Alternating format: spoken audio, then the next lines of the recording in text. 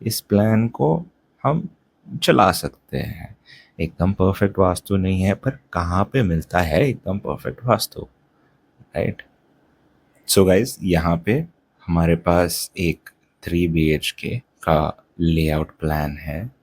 इसमें अगर हम देखेंगे तो एंट्रेंस जो है नॉर्थ ईस्ट की है, नॉर्थ ईस्ट की एंट्रेंस है, बट E1 एंट्रेंस आ रही है।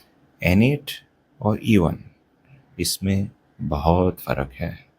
N8 को शुभ माना जाता है और E1 अशुभ माना जाता है, तो नॉर्थ ईस्ट की एंट्री भी बुरी हो सकती है।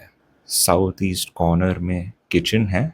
जो हॉल एंड डाइनिंग एरिया आएगा वो basically north north east, east north east, east and north zones में रहेगा। एक बेडरूम यहाँ पे है, general direction south west, south south west and south. Second bedroom दिया गया है in the west west south west and west north west region. एक और toilet, common toilet north west में है, और एक बेडरूम यहाँ पे north and north north west में है। इतनी बढ़िया बालकनी स्पेस है अपने पास। This is a beautiful plan. We can make this plan somewhat workable. इस प्लान को हम चला सकते हैं। एकदम परफेक्ट वास्तु नहीं है, पर कहाँ पे मिलता है एकदम परफेक्ट वास्तु, राइट? बिल्डर्स जो है वो अपने हिसाब से वास्तु सेट करते हैं, ना कि फ्लैट्स को ऐसे सेट करते हैं as per vastu. Even when we work with developers, the objective is to ensure the entire plot का vastu is in such a way कि कंस्ट्रक्शन के दौरान और सेल्स के दौरान सारे कार्य सिद्ध हो उनके। तो समवट इम्पॉसिबल है कि हर एक फ्लैट का भी लेआउट वास्तु वाइज ठीक बन जाए। अगर कोई ऐसा बिल्डर आपको प्रॉमिस करता है कि हमारा जो फ्लैट है टोटली वास्तु कंप्लायंट है, वो सरासर झूठ है। हो सकता है, मे भी हो सकता है, बट हमने बहुत ट्राई किया है, बहुत ट्राई किया प्लान्स को फिट करने को। स्पेस की यूटिलाइजेशन बराबर से नहीं होती है, राइट? एंड यदि ऐसा हो तो बिल्डर्स लॉस में चले जाते हैं। So it is not super practical, but हम ट्राई करते हैं हमारा बेस्ट कि 80% okay vastu is still very good vastu, उसको हम सेट कर सकते हैं।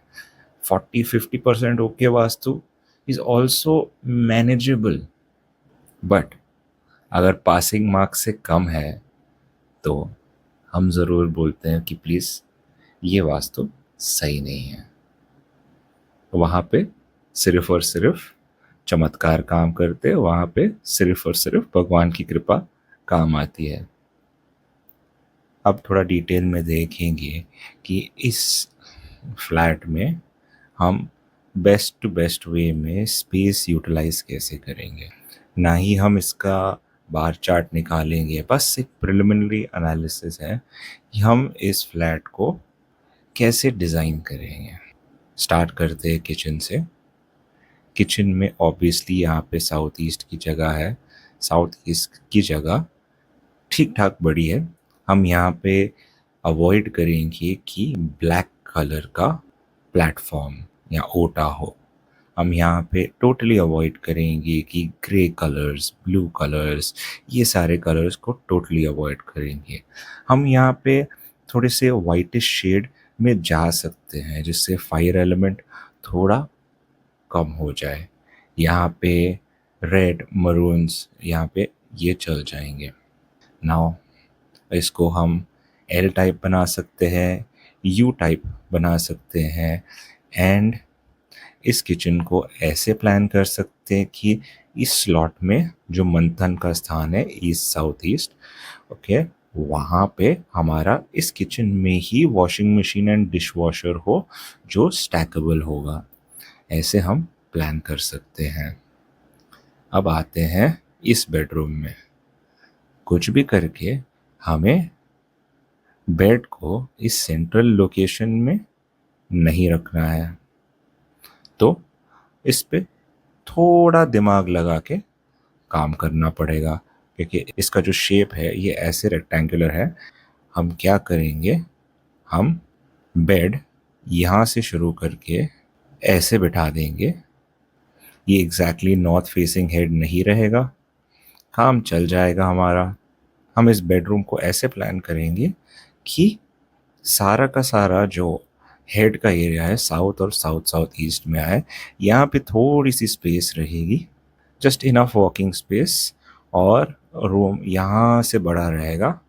यहाँ पे we can plan like seating space और वार्डरोब्स, ड्रेसिंग एरिया, ये सारी चीज़ें हम यहाँ पे प्लान कर सकते हैं।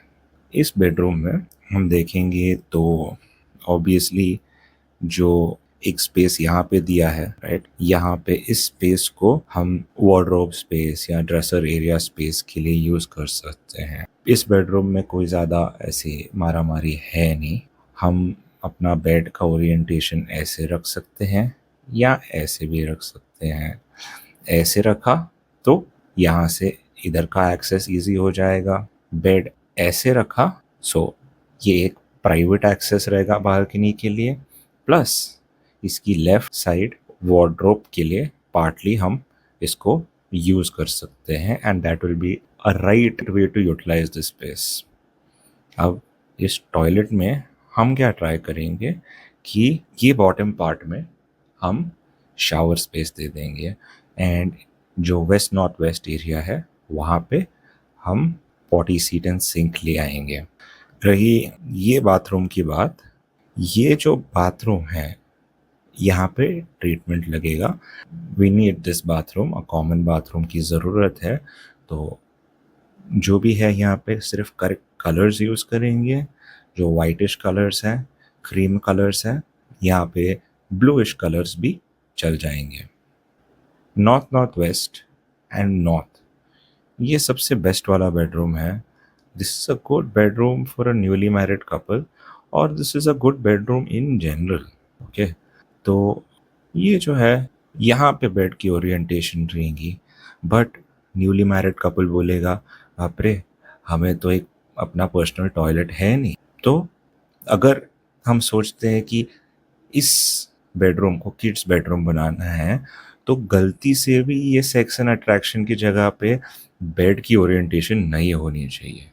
अननेसेसरी सेक्सुअल थॉट्स में बच्चों का मन जाएगा। So we have two options of the orientation. एक है ऐसे with the head pointing this side, and एक है ऐसे with the head pointing this side।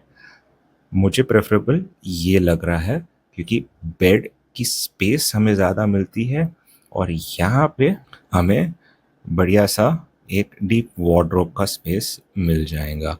तो that would be a smart way of utilizing this bedroom. इसको हम master bedroom consider कर सकते हैं।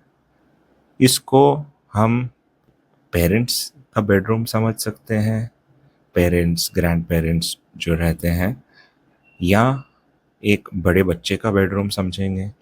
अगर घर में 2 बच्चे हैं तो one child can go for this bedroom, one child can go for this bedroom.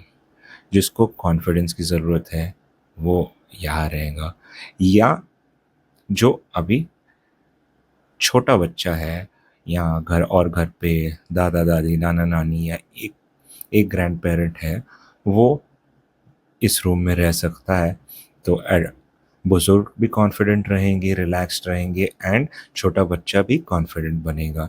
जो बड़ा लड़का रहेगा या लड़की रहेगी, उनको करियर बनाना है, तो they should sleep in the north zone. तो वैसे एनर्जीज उनके सबकॉन्शियस माइंड में फ्लो होगी कि career career, job, opportunities, what next, क्या करना है, कैसे करना है, और उसके तरफ एक्शंस भी लेंगे। अगर एक न्यूली मैरिड कपल है और एक जॉइंट फैमिली रह रही है, तो देन यू कैन कंसिडर कि ये बेडरूम, प्रैक्टिकली देखा जाए तो ये बेडरूम न्यूली मैरिड कपल के लिए, ये बेडरूम पेरेंट्स के लिए, और ये एक एक्स्ट्रा बेडरूम जो could be used for something else, as well as future में किड्स के लिए। रही हॉल की बात, ज़ाहिर सी बात है लोग किचन के पास में प्रेफर करते हैं एक डाइनिंग एरिया। डाइनिंग एरिया अगर यहाँ रखा तो कॉलिंग पीपल फॉर लंच और डिनर और मील्स, वो एक सोशल एक्टिविटी बन जाएगी, जो बहुत अच्छी बात है। अगर वैसे सिचुएशंस अट्रैक्ट करने हैं घर पे और वैसे सिचुएशंस से एक नेटवर्किंग और बॉन्डिंग क्रिएट करना है, तो इस जगह पे एक डाइनिंग टेबल बढ़िया रहेगा। हॉल में अभी हमें हमारे पास है यहाँ पे एक सीटिंग एरिया और यहाँ पे सीटिंग एरिया का ऑप्शन। मैं हमेशा प्रेफर करूँगा कि यहाँ पे ऐसे एक सीटिंग एरिया प्लान किया जाए, ताकि जो स्पेस यूटिलाइज हो रहा है वो north north north east east north east और ईस्ट, ये एनर्जीज बहुत पॉजिटिव एनर्जीज है। तो यहाँ पे कॉन्वर्सेशंस ऐसे होगी कि बिजनेस की बातें, हेल्थ की बातें, मेडिटेशन, पीस, स्पिरिचुअलिटी, मस्ती, हम यहाँ गए थे, हम वहाँ गए थे हॉलीडेज़ के लिए, ऐसे हुआ था, वैसे हुआ था। काफ़ी अच्छे से नेटवर्किंग होगा। और हम टीवी इस दीवार पे प्लान कर सकते हैं, इस दीवार पे प्लान कर सकते हैं। तो इन दोनों की energies types of shows and types of movies पे इन्फ्लुएंस होगी। अगर यहाँ पे टीवीज हो तो काफ़ी सारे analysis related, analytical related, finance related, calculation related channels चलेंगे। स्टॉक मार्केट भी चल सकता है। यहाँ पे अगर होगा तो फेयरली न्यूट्रल है, ऑल राइट है, मे बी थोड़ा सा वायलेंस, एक्शन, वायलेंस एंड ऐसे मूवीज या शोज चलेंगे। बाकी यहाँ पे या यहाँ पे कोई दिक्कत की बात है नहीं। टीवी इज टीवी, वो तो एक लिविंग रूम में चाहिए ही। तो ये रहा थोड़ा सा एक overview about this vastu plan and something like a very preliminary thinking कि अगर ऐसा प्लान मिले तो हमें कैसे सोचना चाहिए, क्या चीज़ें कहाँ पे प्लेस करने चाहिए। As an architect, as interior decorator, हाँ हम कलर्स, एलिमेंट्स, डिज़ाइन थीम्स ये सब सोचते हैं। उसी फेज में जब हम वास्तु के एलिमेंट्स एंड कलर्स सोचेंगे तो एक हार्मनी हम क्रिएट कर सकते हैं एक घर में। क्योंकि कैसा है कि हम कितना भी बढ़िया घर को सजाए, लास्ट में जो फैमिली वहाँ पे रहती है उनको कैसे फील होता है, that counts, right. That feeling after staying in the house is what counts as much as the design and the elements and all of that. तो हमें इक्वल इम्पोर्टेंस देना चाहिए फॉर द वास्तु